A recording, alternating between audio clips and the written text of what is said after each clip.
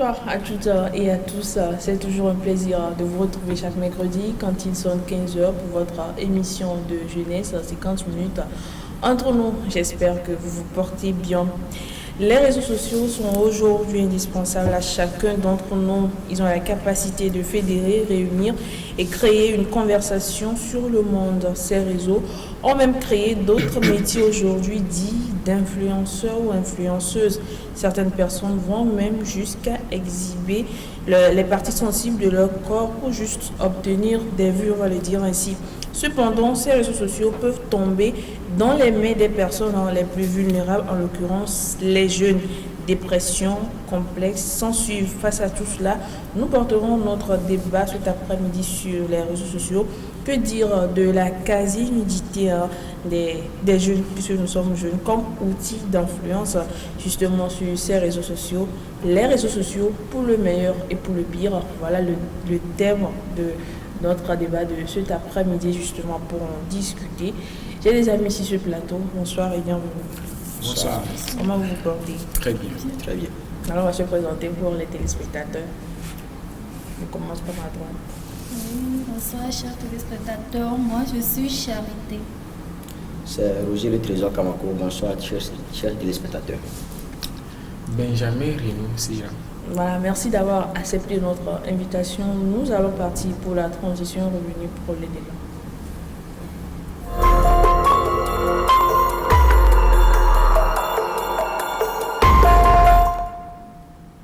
Alors, je viens de libérer le thème de cet après-midi, les réseaux sociaux pour le meilleur et pour le pire, pour dire que les réseaux sociaux ont des avantages, mais également des inconvénients. Roger, d'abord, à quoi servent les réseaux sociaux? Merci pour la question. Les réseaux sociaux, je pense que nous l'avons déjà traité ici. Ce thème, nous l'avons déjà traité ici. Mais si aujourd'hui il est question de revenir sur ce thème, c'est parce que ce thème est d'actualité. Et les jeunes n'ont pas, nous les jeunes, nous ne connaissons pas la valeur exacte même des réseaux sociaux. Les réseaux sociaux permettent à l'humanité de se communiquer, c'est-à-dire un moyen de communication parmi tant d'autres. C'est-à-dire à travers les réseaux sociaux aujourd'hui, on peut essayer de se communiquer et aussi là où c'est un peu intéressant, c'est le côté marketing, le côté commercial aujourd'hui à travers les réseaux sociaux. Les gens entreprennent aujourd'hui et c'est grâce à ces réseaux sociaux, les gens essaient d'encaisser leurs fonds. Puis c'est un moyen de communication en premier lieu et aussi un moyen de commerce. Donc les réseaux sociaux nous permettent aujourd'hui de rendre clair, bien de rendre populaire nos objectifs, nos commerces, mais ce que nous entreprenons. Les réseaux sociaux nous permettent de rendre clair ces choses et de faire la visibilité de nos projets. Et pas seulement ça, il y a aussi le côté négatif que je ne vais pas totalement essayer de dire. Nous allons en revenir. Et les jeunes aujourd'hui, comme je l'ai déjà dit, on ne sait pas, on ne met pas bien en pratique ces réseaux sociaux pour bien se servir. On va quand même en revenir. Comme l'a dit Roger, je m'aligne derrière lui. Les réseaux sociaux, le but primordial, sinon le but premier des réseaux sociaux, c'est la communication. Et on ne va pas quand même faire un coup de communication sur ce plateau, mais c'est l'échange de paroles entre deux ou plusieurs personnes. Et les réseaux sociaux ont su quand même dompter l'espace. Parce qu'il y a quelques décennies, quand on veut faire les enterrements à Djarpanga par exemple, il faut envoyer quelqu'un pour venir dire aux gens de Lomé, et cette personne doit prendre au moins 2 à 3 semaines avant de venir informer les gens de Lomé que le cousin a rendu l'âme, il faut revenir au village. Ce sont ces complications de la vie, sinon ces situations pénibles que les êtres humains sont en train de vivre, qui les a amenés à réfléchir, à créer ces plateformes, sinon ces forums, ces réseaux sociaux pour que le monde devienne un monde virtuel, pour qu'on puisse se voir là-bas. Et aujourd'hui, quand on n'est pas connecté 1 ou 2 journées, c'est compliqué parce que on a créé un autre monde. Moi, je vais jusqu'à dire qu'on a créé un prototype du monde que nous vivons sur les réseaux sociaux. C'est-à-dire, quand vous prenez les réseaux sociaux, c'est le stéréotype, sinon c'est la photocopie collée, photocopie conforme, certifiée ISO 9001 de notre monde que nous vivons. Donc les réseaux sociaux, pour conclure, est encore la copie conforme, comme je venais de le dire, de ce que nous sommes en train de vivre, et nous allons sur les réseaux sociaux pour dire ce que nous ressentons, etc. Mais la partie où le débat est plus intéressant, c'est la partie au-delà de la communication.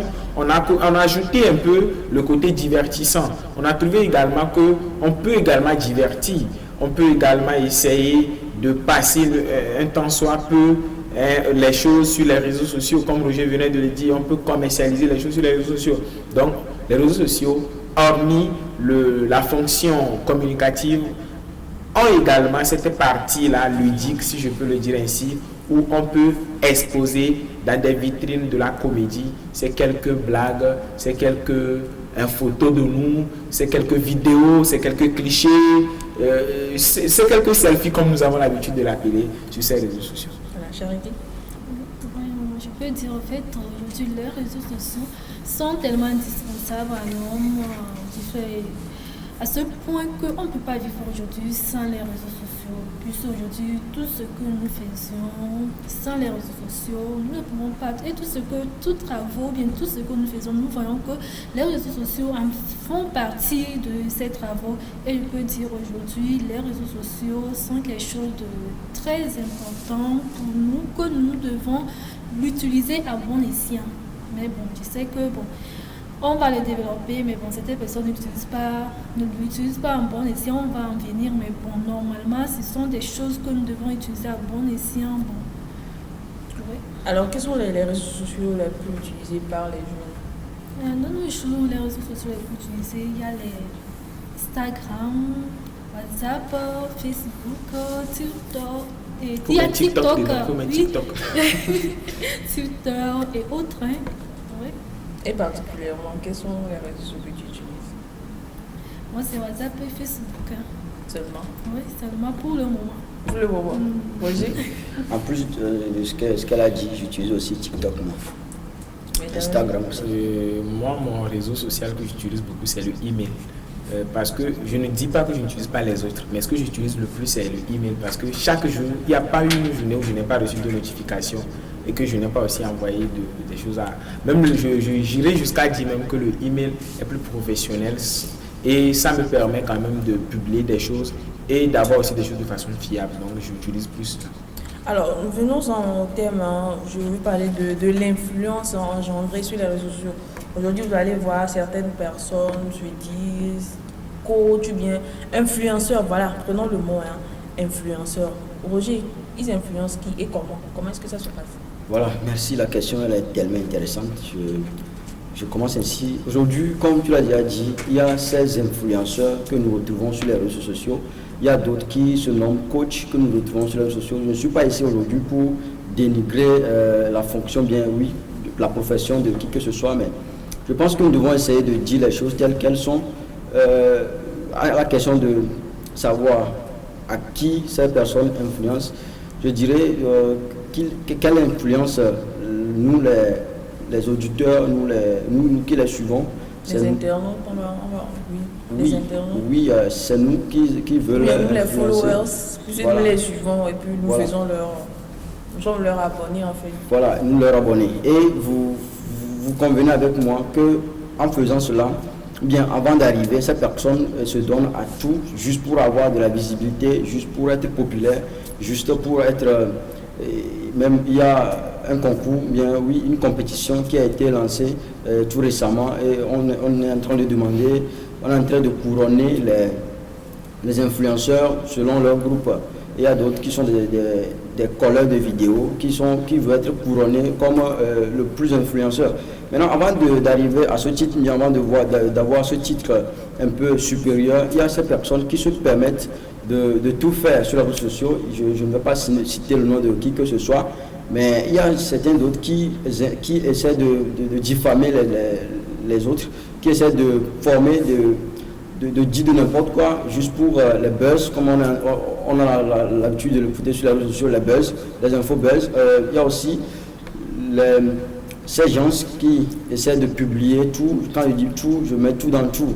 Il y a leur nudité même qui est en jeu, les gens publient leur nudité. Parlant de nudité, je veux nommer notamment cette récente manière de faire qui apparaît aujourd'hui. On dit tout nu.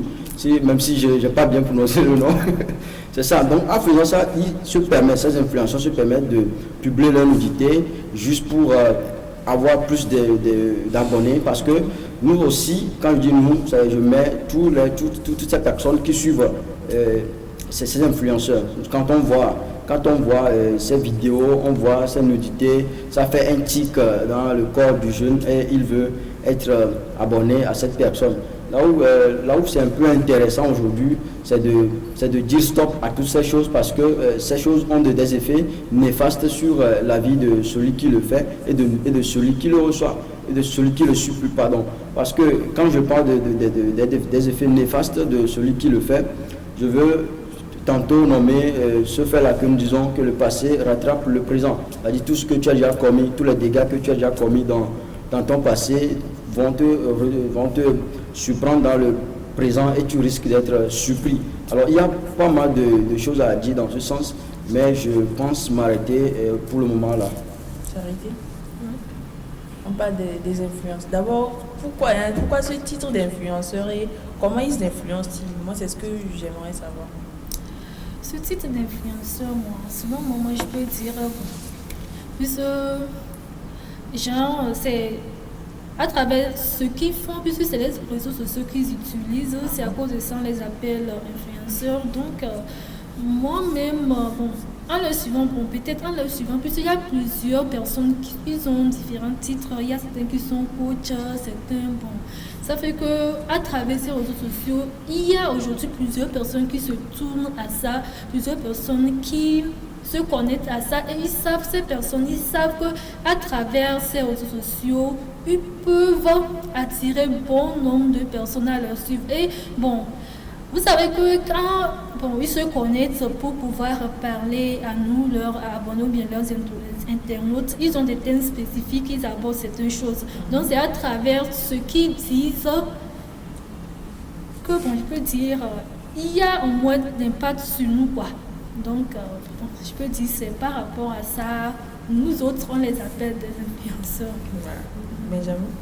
Pourquoi est-ce qu'on les appelle influenceurs? Je voudrais quand même rappeler que le problème, sinon ce fléau d'influence des réseaux sociaux n'est plus un secret, sinon un secret de polichinelle connu de tous. En réalité, ce problème est né du fait que le monde est devenu un monde de démesure. Tout ce qui est normal n'est plus normal, mais c'est ce qui est anormal qui est considéré comme étant normal. Sinon, prenez ces vidéos-là sur les réseaux sociaux. J'ai poussé la curiosité, je suis parti sur les réseaux sociaux. J'ai tapé l'influenceur le plus connu. J'ai vu la personne. J'ai également tapé la vidéo qui a plus de vues.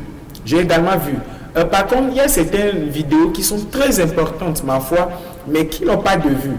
En réalité, le problème, c'est une question de tendance. Le monde est maintenant animé par des choses anormales. Quand ça ne va pas, c'est ce qui intéresse. Mais quand ça va, on s'en fout pas mal. La preuve, quand vous prenez tout ce que nous appelons aujourd'hui influenceurs, mais il suffit juste que nous amenons leurs propos, leurs discours devant le tribunal de la vérité, devant le tribunal de l'éthique et devant le tribunal de la morale pour que nous puissions comprendre que ces gens sont en réalité des influenceurs, mais quel type d'influenceurs? Parce que là, il va falloir que nous disséquons les choses en deux parties. Il y a une partie de ces influenceurs-là, en guillemets, qui ne sont pas des gens qui parlent en concordance avec la morale. Mais quels sont ces messages que ces gens-là passent sur les réseaux sociaux? Il y a également ces gens-là qui passent des messages, comme on a l'habitude de les appeler les coachs, les mentors, etc. Mais qui passent aussi des messages qui vont dans le bon sens, sinon qui s'accouplent avec la morale. En réalité, loin de blâmer toutes ces personnes que nous appelons influenceurs, nous devons quand même passer au laminoir, sinon nous devons passer au passoire toutes ces personnes-là et décider quand même au tribunal de notre conscience toujours qui est influenceur et qui influence qui. En réalité, c'est parce que nous voulons quand même suivre toutes ces personnes. Nous voulons aussi être dans cette tendance. On est trop tendancieux qu'on est en train de suivre ces personnes. Parce que si nous analysons le fond du message que passent ces personnes, ce n'est pas en conformité avec les bonnes mœurs africaines. Et également, ce n'est pas en conformité avec ce que véhiculent les éducations que nous avons reçues sur ce continent noir. En réalité, il n'y a qu'une question de démesure, comme je venais de le dire. Maintenant, pour cette affaire de est-ce qu'on influence qui, le problème majeur, c'est que les réseaux sociaux sont à la portée de tous. Vous voyez un enfant de 12 ans aujourd'hui qui a un téléphone portable. Vous voyez un enfant de 8 ans qui a un téléphone portable. Et il n'y a pas, par exemple, un code parent où l'enfant ne peut pas aller ici.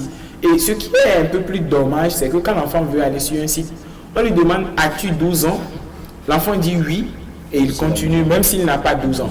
En réalité, c'est une situation un peu plus complexe que nous vivons et que nous devons tenir avec deux mains.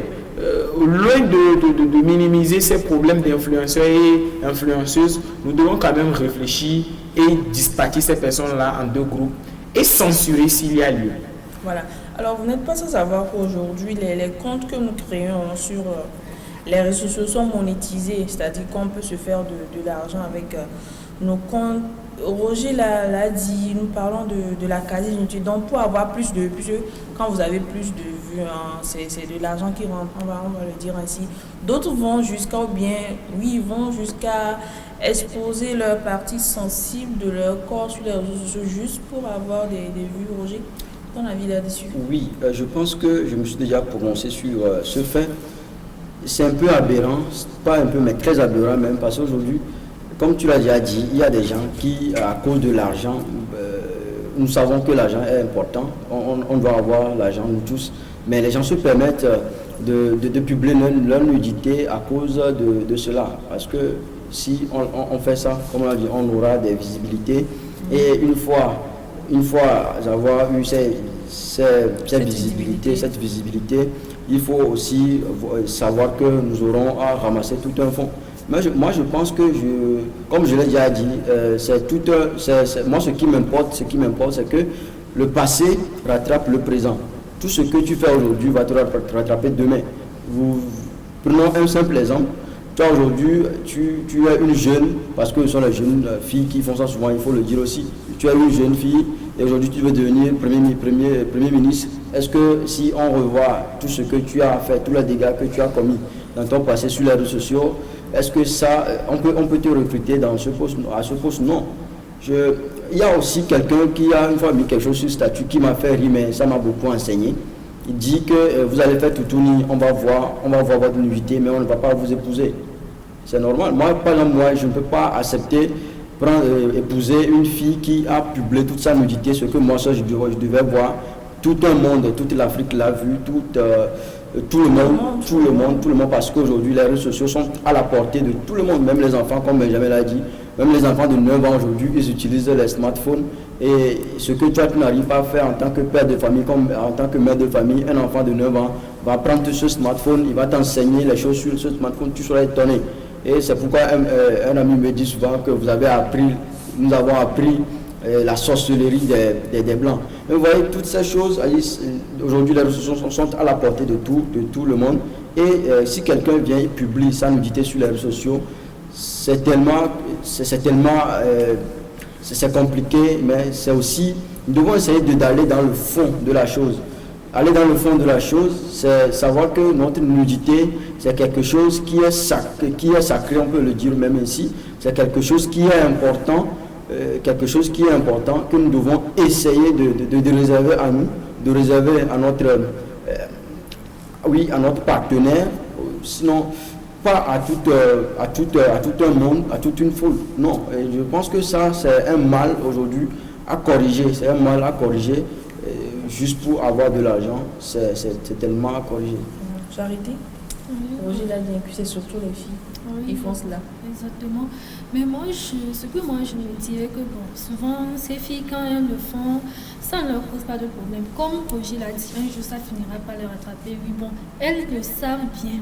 Et aussi, elles savent que peut-être moi, je ne vais pas devenir premier ministre, quelque chose comme ça. Donc, c'est à cause de ça, elles le font. Et ça, que tôt ou tard, peut-être ça ne va pas les rattraper. Mais moi, le problème est que, eux autres, ça ne les dérange pas et ça ne va rien causer sur eux. Mais il y a aujourd'hui, nous qui les suivons, il y a, comme il vient de le dire aussi, les enfants qui le suivent, ça peut avoir d'impact sur les enfants, surtout les jeunes gens, les adolescents, quelque chose comme ça. Ça peut avoir d'impact sur eux, leur pousser à le faire inconsciemment, alors que les autres, ils sont en train d'entrer le faire pour un objectif donné. Exactement, ces gens de personnes. Mais bon, les ados aujourd'hui peuvent voir ça, disent c'est bon, moi si je vais limiter. Mais inconsciemment, sans savoir ce qui les attend demain, ce qu'ils peuvent rencontrer comme danger concernant ce qu'ils sont en train de faire. Donc je me dis, bon, si eux autres le font, ça ne peut pas leur poser problème. Mais nous qui le suivons, ça peut avoir d'impact sur nous. Et c'est ce qui n'est pas du tout bon. Par rapport à ce problème, je voudrais quand même partager avec les téléspectateurs cette expérience que j'ai eue il y a quelques semaines. Je suis membre d'une association et nous avions fait une sortie où nous avions partagé des livres aux petits jeunes. Et avant de leur remettre le livre, nous avions dit il faut que tout jeune écrive un test et que le jour de la distribution, le test sera lu. Le jour où nous avions lu le test, j'ai demandé également à ces jeunes de mettre le nom. Il faut que chacun choisisse un nom. Si tu t'appelles Roger, il faut choisir un nom, un pseudo ou bien un nom d'artiste que tu mets en bas du test. Mais je suis arrivé au triste constat, à la fin de la lecture de tous les tests, que au-delà des tests qui m'avaient intéressé, il y a une partie également, le nom. La quasi-totalité, sinon 90% de ces jeunes ados avaient pris le nom d'une star qui existe déjà. C'est-à-dire, on a un jeune qui prend un nom, par exemple, Toufan. On a un jeune qui prend, par exemple, King Vincent. On a un jeune, ce ne sont que des exemples. Des jeunes qui prennent des exemples des stars. Qu'est-ce que je suis en train d'extérioriser par rapport à cette situation que j'ai vécue? Les enfants sont les prototypes des parents. Sinon, les enfants sont les copies-collées de ceux qui les ont déjà précédés. Les enfants pensent que ce que nous faisons devant eux. Sinon, nous, enfants, pensons que ce que les gens font devant nous sont les meilleures choses qui puissent exister, que nous devons recopier, que nous devons reproduire exactement. Donc, quand les personnes âgées, qui sont ces influenceurs sur les réseaux sociaux, produisent des scènes ou bien des scénarios, les scénarios qui portent en eux des traces intégrales ou partielles de la nudité, etc. Les enfants pensent également que c'est la bonne manière de le faire. Récemment, sinon l'année dernière, si je sais bon mémoire, ou l'année avant l'année dernière, il y a eu un problème de lomotif, quelque chose comme ça qui a brûlé la toile, oui, où les élèves n'ont pas fait preuve de morale. Et je pense que ce problème, le gouvernement a su gérer le problème et aujourd'hui on n'entend plus parler de trop, mais il faut quand même reconnaître que c'est le nom du Togo qui est banni à l'extérieur. On dit que les élèves du Togo, voici ce qu'ils sont. En réalité, on considère ou bien on minimise ce problème, mais là d'être quand même un petit problème, c'est un problème quand même à régler avec véhémence et outrecuidance, si je peux le dire. Et il ne faut pas quand même minimiser ces genres de situations. Je ne dis pas qu'on a minimisé, mais il faut que nos parents arrivent quand même à comprendre que ces problèmes ne sont pas à minimiser ou à des choses avec lesquelles nous devons rire. Non, loin de là. Nous devons quand même punir sévèrement s'il y a lieu de le faire. Et ces enfants-là, que deviendront ces enfants plus tard? Vous allez voir par exemple, comme Roger l'a dit, ces challenges qui sont lancés. On ne lance pas par exemple un challenge où on dit qui va faire exactement comme le premier président du Togo par exemple, ou bien qui va faire exactement comme le peuple éveillé, ou bien qui va faire exactement comme tel, qui sont les valeurs culturelles de l'Afrique. On ne lance pas ces concours pour que nous puissions exhiber, si je peux me permettre le mot, les valeurs africaines, mais on lance des concours pour que nous puissions exhiber notre nudité. La nudité est sacrée. Quand nous prenons les Bibles, quand nous prenons les textes bibliques, ou que nous prenons le Coran, ou que nous prenons encore le Torah de certains, nous allons remarquer que la nudité est sacrée. Pourquoi? Parce qu'il est interdit systématiquement dans la Bible qu'un fils ou qu'un enfant voit la nudité de ses parents. Et il est également interdit dans le Coran qu'un enfant voit la nudité de ses parents. En réalité, quand nous faisons un petit rapprochement et que nous revenons maintenant dans la religion traditionnelle, malheur à cet enfant qui va se cacher pour voir la nudité de ses parents. On comprend donc que la nudité n'est pas une chose que nous devons exposer. Roger avait dit, souvent il y a de ces jeunes filles-là qui pensent que de 20 ou de 15 à 25 ans, c'est le moment de s'exhiber, de montrer ses parties sensibles pour que les gens puissent nous suivre. En réalité, on n'a pas besoin de montrer les parties sensibles avant que les gens ne soient abonnés. On a connu des gens qui influencent aujourd'hui, positivement surtout, mais qui ne sont pas allés jusque-là. On a connu des gens qui ont plus de 200 personnes qui voient leur statut WhatsApp en 24 heures, mais qui ne sont pas allés jusque-là. En réalité, c'est une question d'influence, tout en se rappelant, en se souvenant de la morale. Mais on peut quand même influencer les gens sans pour autant défier la morale ou mettre la morale à l'épreuve. Mais quand vous prenez par exemple les réseaux sociaux, il est bien vrai qu'on n'a pas un ministère strictement chargé des réseaux sociaux où on censure, tu fais tel, on te sanctionne, tu fais tel, on te sanctionne. Voilà pourquoi il y a un petit laisser-aller aussi de ce côté. Donc chacun fait ce qu'il veut et ce qui lui passe par la tête, les gens s'insultent, les gens créent des situations, ils disent c'est le buzz. Tout cela au nom des réseaux sociaux, au nom de l'influence, pour se faire, entre guillemets, de l'argent. Mais ce qui m'étonne, c'est que ces personnes-là, on ne voit pas quand même l'extraordinaire qu'ils cherchent dans leur vie en réalité. Alors, nous restons toujours dans la logique de l'influence, de l'impact. Roger Charité l'a dit surtout, et Benjamin l'a renchéri, que les enfants sont les prototypes de leurs parents. Face ou bien un enfant qui suit ce genre de choses, mais en tant que jeunes, nous suivons ce genre de choses sur les réseaux sociaux, quel impact cela peut avoir sur nous? Oui, merci pour la question. Ça risque d'avoir beaucoup d'impact sur un enfant, puisque si aujourd'hui, moi, un enfant, par exemple, je me donne à suivre ce genre de trucs sur Facebook, sur les réseaux sociaux en général, vous aurez constaté que j'aurai aussi l'envie là d'essayer à faire cela, parce que on va croire que c'est seulement ce qu'il faut faire, bien c'est le meilleur moyen, c'est la meilleure façon d'agir quand on a de tel âge, surtout quand tu es dans l'âge de puberté. Tu vas aussi tenter un jour, un beau matin, tu vas te lever, tenter aussi d'allumer ta caméra, essayer de faire un live, de faire une vidéo en live, et tout en exposant ta nudité. Là, je pense que c'est le fait de suivre, c'est le suivisme qui est le plus, qui est le facteur le plus qui peut en découler de ces affaires de nudité sur les réseaux sociaux. Aussi, c'est toute une affaire, autant pour moi, toute une affaire de psychologie. Les gens risquent d'être affectés aussi psychologiquement, puisque même en marchant, les philosophes nous diront que c'est une affaire de... Et le mot, je le perds un peu, mais toutes ces choses qui sont laissées en nous, les philosophes diront que ces choses risquent d'agir sur l'être humain, parce que psychologiquement, il est affecté.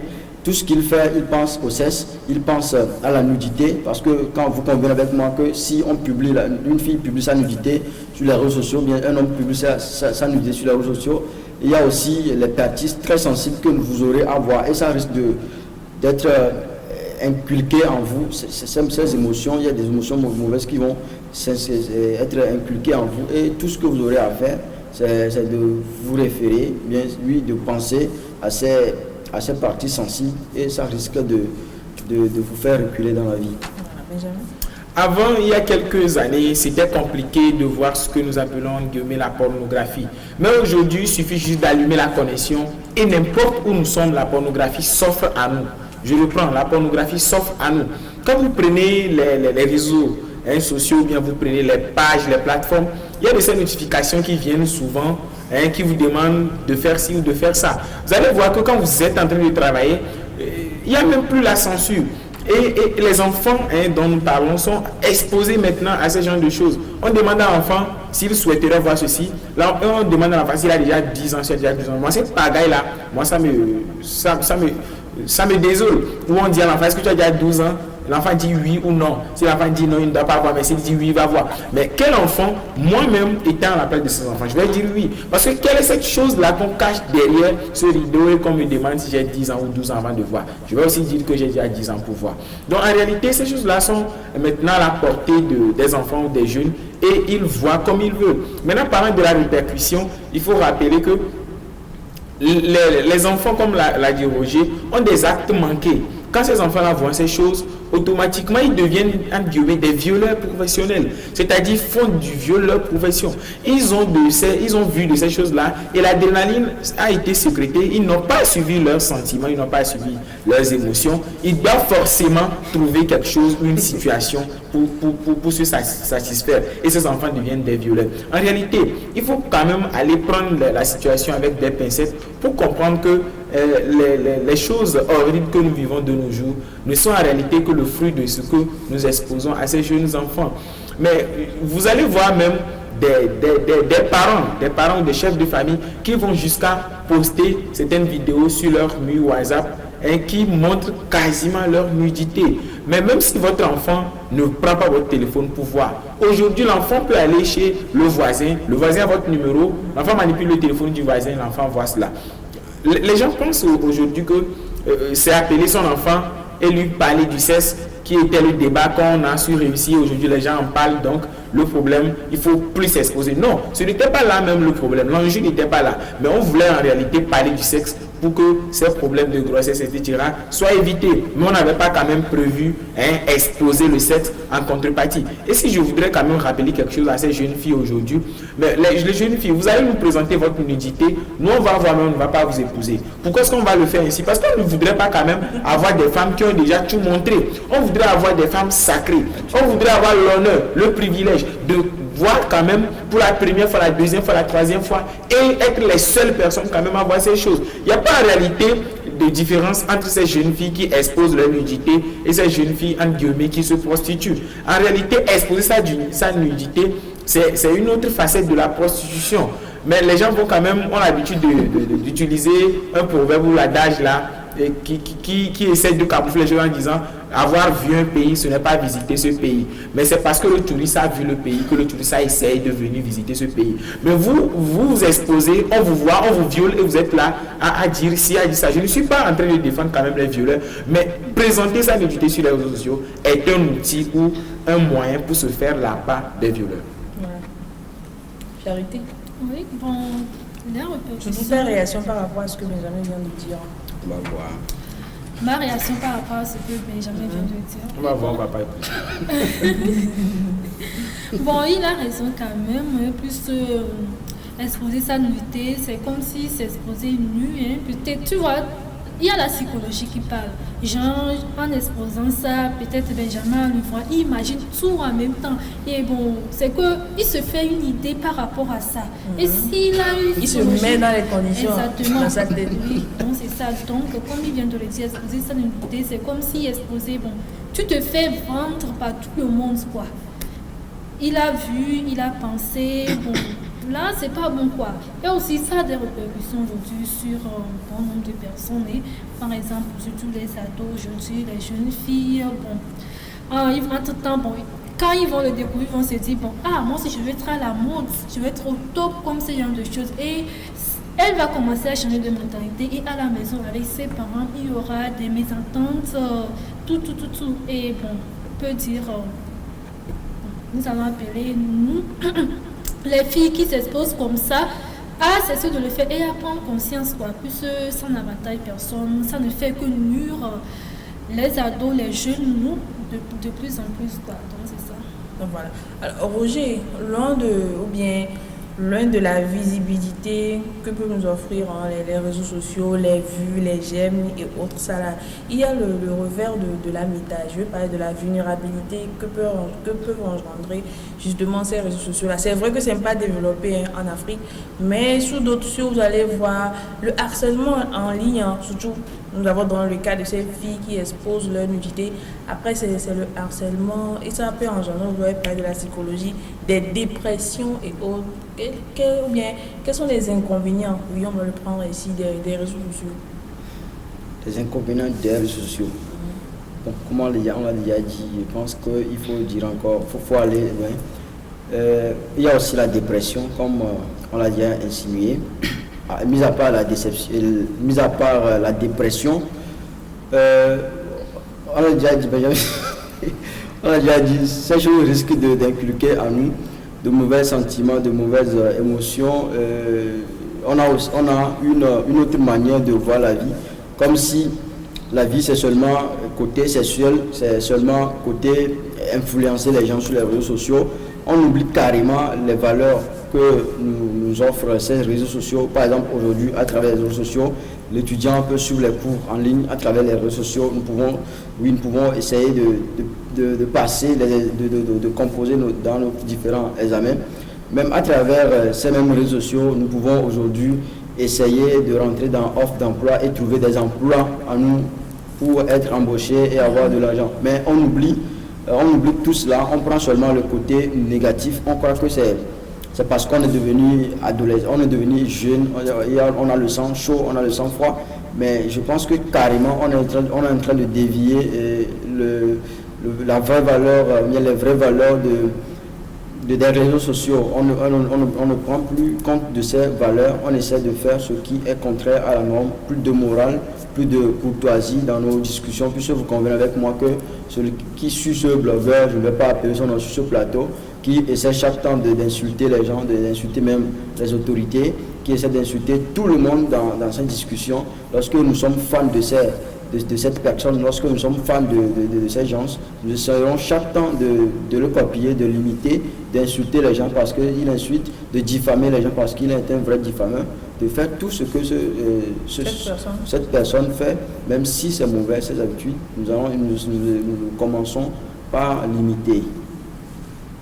J'ai envie de dire que l'Africain a vécu des situations compliquées, tellement complexes que la dépression n'existe pas en Afrique. Je suis tenté de le dire. Pourquoi? Parce que la dépression, c'est pour les esprits faibles. Souvent, vous n'allez pas entendre un Africain dire « je suis déprimé ». Oui, justement, je viens de le dire, c'est pas vraiment développé en Afrique. Même si on le ressent, on pense que c'est peut-être, je ne me suis pas bien relevé, c'est ce qu'on a l'habitude de dire, c'est passager, mais ça existe quand même. Mais je ne vous coupe pas la parole, mais par exemple, vous publiez quelque chose sur Facebook et quelqu'un commande, peut-être la personne vous insulte bien. Qu'est-ce que vous faites? Si c'est tout d'autres, peut-être c'est une blanche, elle va commencer par déprimer. Alors qu'en Afrique, la personne vous réplique. C'est comme quelqu'un qui publie quelque chose sur les réseaux sociaux et quelqu'un il dit j'ai 20 ans, ma femme a 50 ans, est-ce qu'on peut se marier? Et quelqu'un est venu commenter ou même Sénégal.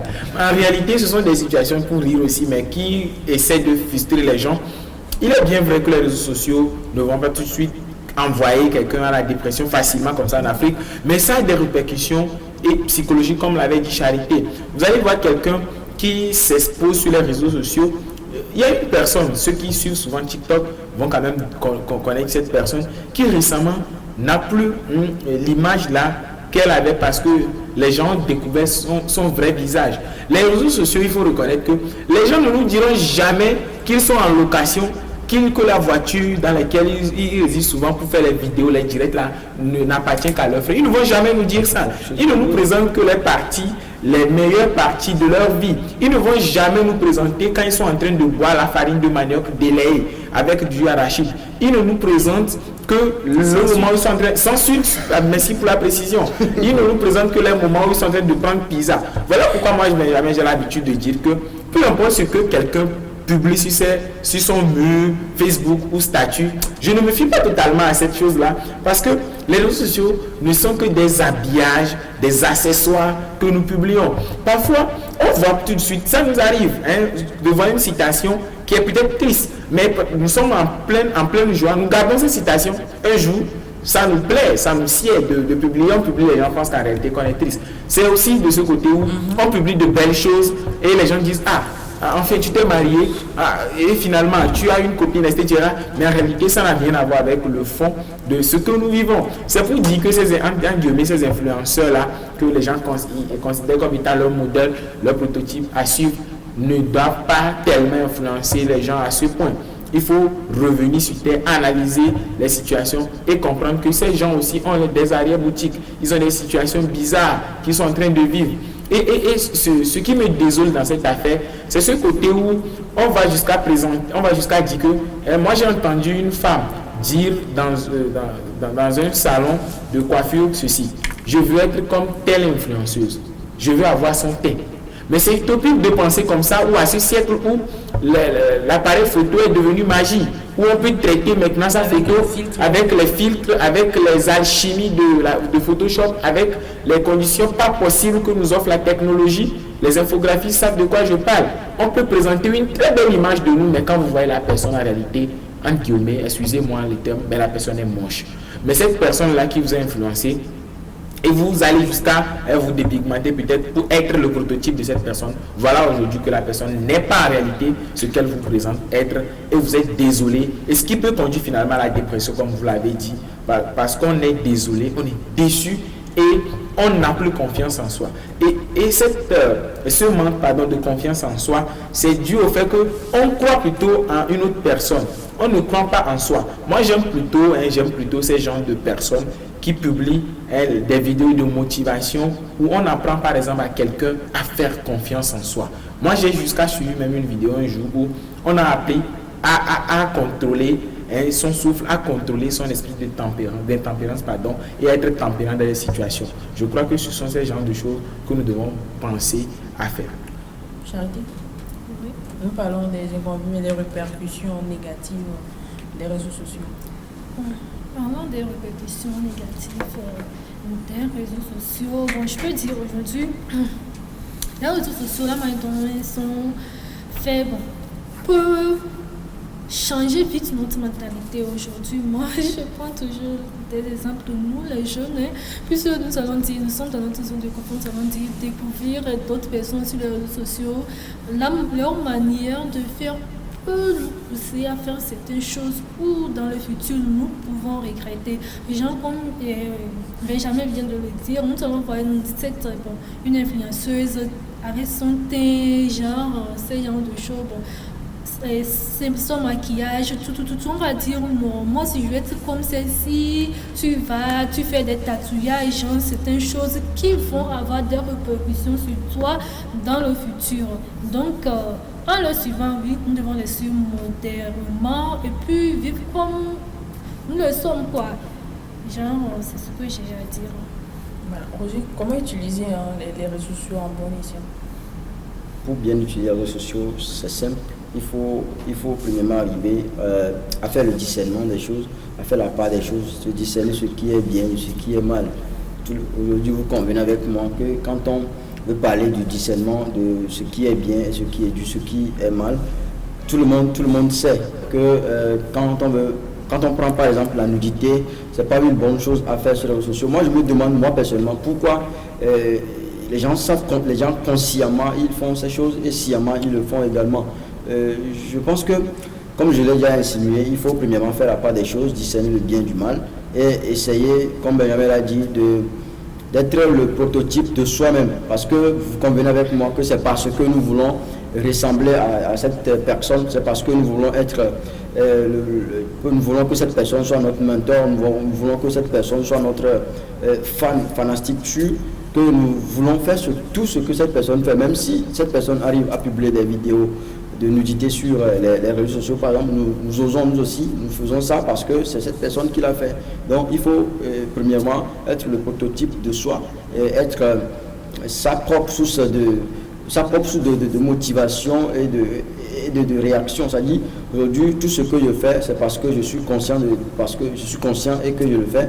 Je le fais, je ne le fais pas juste pour de mauvais motifs, mais je le fais également pour essayer de motiver la société, et je le fais également pour donner une leçon de morale à la société qui me suit.